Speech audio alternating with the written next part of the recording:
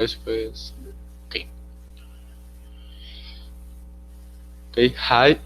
Today we have a discussion about the movie Thank You for Smoking, starring by Aaron Eckhart as Nick Naylor.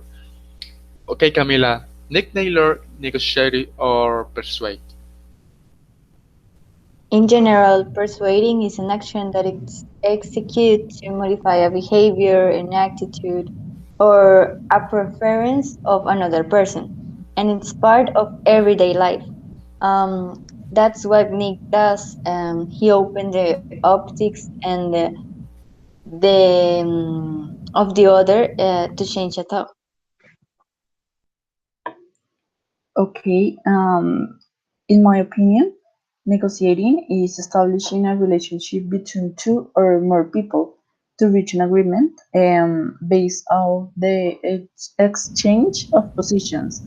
So, what does Neighbor try to do all the time with the consumers and the general public? Okay, Sharon, interesting question. So, Camila, what do you have to say about it?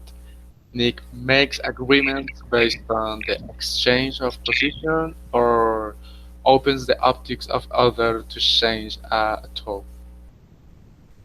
Well, basically, he explaining reasons, giving arguments, and motivating those involved for it can be material or emotional reasons. He gives a new way of seeing things.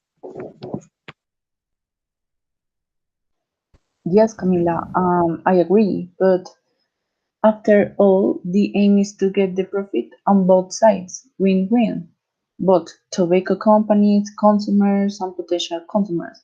And what is the negotiation of the end? An agreement to obtain mutual benefits. So I think that Nick makes agreements based on the exchange of positions. Okay, excellent.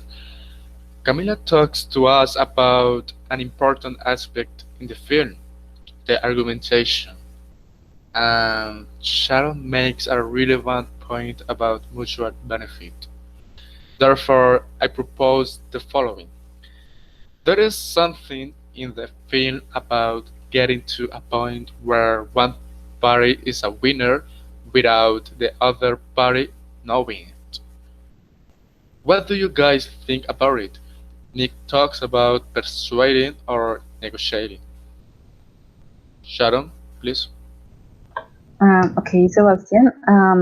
In negotiation, it should not necessarily happen that the two parties realize the profit. Yes, there are different types of negotiation. Sorry, and as Tim Naylor said in one part of the movie, if we want to remind people of danger, why don't we slap a skull and squirrel bones on all Boeing airplanes and all forts? It is not necessary to emphasize that something is won or lost when it's already in the mind of each one.